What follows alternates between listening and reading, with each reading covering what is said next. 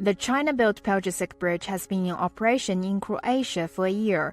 The 2.4 kilometers long bridge connects Croatia's mainland with the Példgesek Peninsula on the country's southern Adriatic coast. It was constructed by a Chinese consortium led by the China Road and Bridge Corporation and was largely funded by the European Union. This collaboration and this partnership obviously ended up with a successful project which is now in use. During the use of the Pelješac link and the bridge itself, over last year, more than 2.3 million of vehicles passed the Pelješac bridge.